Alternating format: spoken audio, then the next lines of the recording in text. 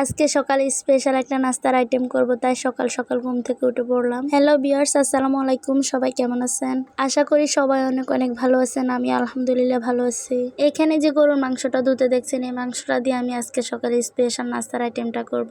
সেই জন্য আমি আগের দিন সন্ধ্যায় মাংসটা ধুয়ে পরিষ্কার করে কেটে রাখছিলাম। ভাবছিলাম আগের দিন রাতে মাংসটা রান্না করে রাখবো, তাহলে পরদিন সকালে আর বেশি প্যারা হবে না। কিন্তু পরে আর রান্না করা হয় না, জাস্ট মাংসটা ধুয়ে কেটে কুটে পরিষ্কার করে রাখছিলাম। এই তো দেখতেই পাচ্ছেন আমি মাংসটা ছোট ছোট টুকরো করে কেটে রাখছি। রেসিপিটা করার জন্য আমার মাংসের টুকরোগুলো এভাবে ছোট ছোট করে কাটতে হবে, সেই জন্য আমি মাংসটা কেটে রেখে দিলাম। এরপরে পরদিন সকাল সকাল ঘুম থেকে উঠে চলে আসলাম রান্নাঘরে। এসে আমি রান্নাটা শুরু করে দিলাম। তাহলে বলেই ফেলি আজকের স্পেশাল আইটেমটা কি। আজকের স্পেশাল আইটেমটা হচ্ছে গরুর মাংসের তেহারি। আমার খুব খুব ফেভারিট একটা খাবার। আমার আসলে তেহারি, বিরিয়ানি, খিচুড়ি এ জাতীয় খাবারগুলো বেশি পছন্দ। তো আজকে আমি তেহারিটা রান্না করব প্যাকেটের মশলা দিয়ে। তো দেখতেই পাচ্ছেন আমি সবকিছু মশলা একসাথে দিয়ে মশলাটা ভালোভাবে কষিয়ে নিচ্ছি।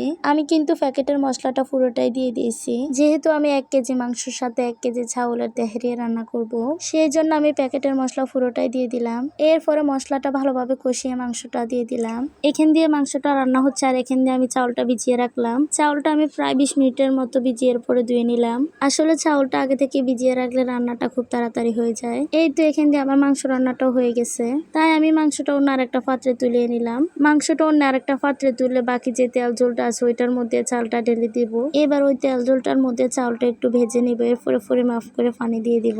পরিমাপ করে পানি দিয়ে এরপরে ঢাকনা দিয়ে ডেকে কিছুক্ষণ রান্না করে নেব। এরপরে চাউলের পানি কমে যখন এরকম হয়ে আসবে তখন মাংসটা দিয়ে দেব।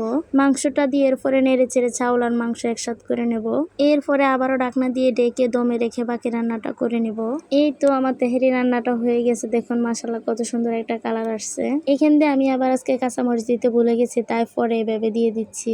এবার হচ্ছে পরিবেশনের পালা। এই তো আমি পরিবেশন করে নিয়ে আসছি। এবার আমরা সবাই মিলে একসাথে খাবো। প্রথমে খাটে বসছিলাম খাওয়ার জন্য, কিন্তু এত গরম তাই বাধ্য হয়ে ফ্লোরে বসে খাওয়া শুরু করলাম। এখান দিয়ে আরেকটা মজার বিষয় হচ্ছে, আমি যখন বিরিয়ানিটা রান্না করি তখন আমি মনে মনে খুব চেয়েছিলাম যে বৃষ্টি আসুক, কারণ বৃষ্টির মধ্যে বিরিয়ানি খিচুড়ি খেতে বেশ ভালোই লাগে। তাছাড়া যে গরম পড়ছে বৃষ্টি আসাটা খুবই দরকার।